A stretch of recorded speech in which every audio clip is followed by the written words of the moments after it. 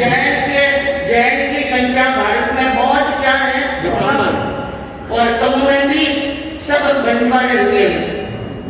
एक सब कई भागों में हम बटे हुए हैं। हम यानी जीवन में, ब्याह में, शादी में सब एक जगह एक साथ मिल जाते हैं, लेकिन जहाँ धर्म का मामला आता है तो हम क्या हो जाते हैं, हाँ अलग हो जाते हैं। मैं कहूँ जिस धर्म के अंदर भेदभाव की कोई बात ही नहीं बताई है, ये भेद तो बाद में पड़े। धर्म का तो रूप है अहिंसा, संयम और तप, अहिंसा और तप और संयम की गाथा का व्याख्यान करने वाले जो संत हैं उनके अंदर भी अलग अलग भाग हैं, अलग अलग हिस्से हो गए, और इस संतों के कारण से श्रावक भी बन गए। थारा महाराज ने मारा था बेच दिया गए, खरीदिया गए, हमारा पार्टी में आएगा था थाने पार्टी में, हमारी पार्टी में जो एक विशाल विराट हृदय के अंदर जो भावना होनी चाहिए, हमारी भावना संकुचित होती जा रही है, हमारी भावना छोटी होती जा रही है। बंधुओं याद रखो, जीवन के अंदर संगठन से बढ़कर कोई शक्ति है नहीं।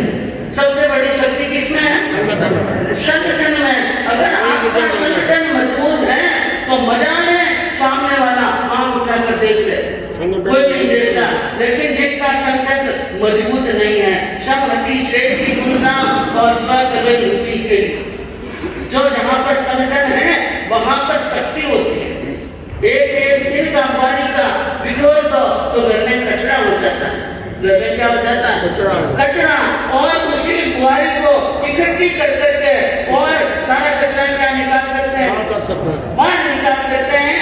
तरीका सही होना चाहिए, तरीका सही है तो सब एक दिन का इकट्ठा करके रस्सी बना करके तो मनोमस्त हाथी को बांध सकते हैं। बड़ी शक्तिशाली हाथी को भी क्या कर सकते हैं, बांध सकते हैं। लेकिन संगठन के नाम पर हमारी जैन समाज में शर्म की बात है बहुत ही कि हमारे जैन समाज के अंदर जितने विघटन है ना, छोटी सी समाज, छोटा सा हमारा वर्ग, उसमें जितने विघटन है, शायद इतने विघटन तो किसी जगह पर नहीं होंगे। लेकिन एक बात ध्यान रखो, कोई बात नहीं, एक भाई के, एक बाप के 5 बेटे होते हैं और 5 बेटों के 5 बेटे हो तो 25 घर हो सकते हैं, 500 घर हो सकते हैं, और 2500 5000 भी घर हो सकते हैं, कोई फर्क नहीं पड़ता है। अलग अलग कुछ भी हो, घर के बीच में दीवार होगी तो चलेगी, लेकिन दिल के बीच में क्या नहीं होनी चाहिए, दिल के बीच में दीवार नहीं होनी चाहिए। उन कुमार नंदी नाम के संत को कर्नाटक के अंदर अपहरण करके मौत के मुंह में भेजा गया। उनके पीछे ठोस कारण क्या है वो तो हम नहीं जानते, पता नहीं। कोई कुछ कह रहे हैं, कोई कुछ कह रहे हैं, कुछ समझ में नहीं आया। लेकिन जो हत्या उनकी हुई, जिस बर्बरता के साथ में, जिस निर्ममता के साथ में हत्या हुई, मारने के पहले तड़पाया, मारने के पहले बिजली के शॉट लगा करके तड़पाया गया, और फिर उनके शरीर को कई टुकड़ों में अलग अलग कर दिया। ऐसी निर्मम हत्या कहाँ पर हुई, हाँ कर्नाटक में, हमारे भारत में हुई। संत भी भारत के और जमीन भी भारत की थी, और मारने वाले भी क्या थे, भारत के थे। ये इतना अधर्म, इतना पाप, इतनी अनीति क्यों फैल रही है, सोचने की बात है। और इस बात को लेकर कल राजस्थान बंद रहेगा, पूरा भारत बंद है कि राजस्थान बंद है, पूरा भारत बंद है। मैं कहूँ भारत बंद भी हो गया, सब कुछ हो जाएगा। और पहले यहाँ पर वो तीर्थ के ऊपर कोई आपत्ति आई और उसके लिए रैलियां भी निकाली, लेकिन जो पत्र सरकार तक भेजना चाहिए, एक होकर के भेजना चाहिए, हर समुदाय को भेजना चाहिए, हर वर्ग को भेजना चाहिए, हर संप्रदाय को भेजना चाहिए। और इसके अंदर आप अपनी तरह से अगवानी होकर के पहल करके भेजो। अच्छे के लिए कोई काम करेंगे तो आपका कोई कर्म बंधने वाला हमारे धर्म का आंच नहीं आए, हमारे धर्म धार्मिक पुरुषों ऐसा कदम उठाना जरूरी है। ईरान और टर्की के बीच में लंबा युद्ध चला, ईरान और टर्की के बीच में बहुत युद्ध चला और लंबे समय तक युद्ध चलता ही रहता है। एक बार क्या हुआ, टर्की के बादशाह ने ईरान के एक संत फरीदुद्दीन नाम के संत पर जासूसी का आरोप लगाकर फांसी की सजा सुना दी। क्या सुना दी? फांसी की सजा सुना दी। ईरानियों को इस बात की खबर लगी कि हमारे संत को यानी आरोपी ठहराकर उनको फांसी पर चढ़ाया जा रहा है। बहुत दुख हुआ, हमारे संत को फांसी पर क्यों लटकाया जाए, इसलिए उन्होंने रिक्वेस्ट की टर्की के बादशाह के सामने ईरानियों ने कि हमारे संत के शरीर के वजन के बराबर तोलकर आप संपत्ति ले लो, सोना चांदी हीरे पत्ते ले लो, लेकिन हमारे संत को हिरासत से मुक्त कर दो। लेकिन टर्की का बादशाह टस से मस नहीं हुआ और बहुत प्रयास करने पर भी उसने अपना इरादा नहीं बदला। तो ईरानियों ने क्या कहा, हमारा सारा राज ले लो। जिस राज के लिए लड़ाई हो रही थी, राज्य के ऊपर राज्य प्राप्त करने के लिए लड़ाई हो रही थी, वो ईरानी और टर्की लड़ रहे थे, लेकिन संत को फांसी दी जा रही है और वो भी निर्दोष संत का कोई किसी से लेना देना नहीं है, उनको फांसी दी जा रही है। इसलिए उन्होंने ईरानियों ने कहा ऐसा करो, हमारे संत को तो मुक्त कर दो और पूरा राज ले लो और लड़ाई क्या कर लो, खत्म कर लो। तो टर्की के बादशाह का दिमाग घूमा, जिस राज्य की रक्षा के लिए इतने समय से ये ईरानियों और हमारे बीच में लड़ाई हो रही है और वे ईरानी इतनी आराम से कैसे कह सकते हैं कि पूरा राज ले लो ना हमारे संत को छोड़ दो। पूछा गया बात क्या है, उन्होंने कहा राज्य तो फिर मिल सकता है, लेकिन एक संत को खोने के बाद में वैसा संत और मिलने वाला नहीं है।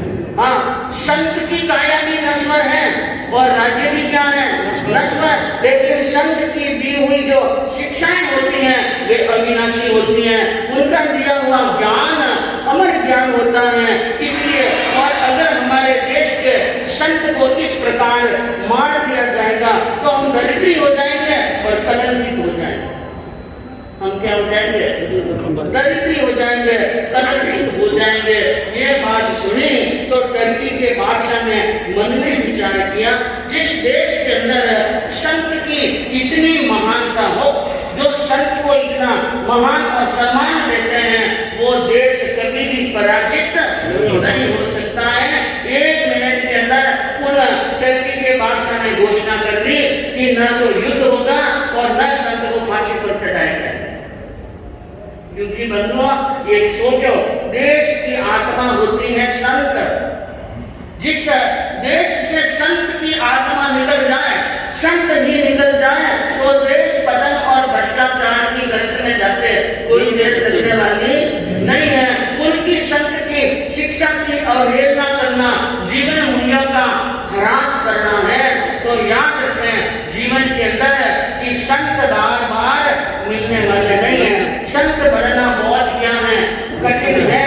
तो जीवन के अंदर बात एक ही है, संगठन होना चाहिए और जब भी ऐसी आवाज उठाने का समय हो तो आवाज उठाने में पीछे नहीं हटना। ये नहीं सोचना ये हमारे संत नहीं है, ये तो दिगंबर हैं, ये तो इस्लामवासी हैं, ये तो तेरापंथ हैं, ये हमारे गच्छ के नहीं है।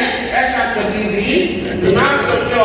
मन के अंदर ये विचार करो कि वो संत है। वो क्या है, संत है, जैन है। भगवान महावीर के नाम की जय तो बोलते हैं। हमारे यहाँ पर एक और प्रसंग आता है कि एक बार आचार्य आनंद ऋषि जी के सामने एक ऐसी कोई घटना हुई जो श्रवण संघ का ही कोई संत था, लेकिन आचार्य की जय नहीं बोलते।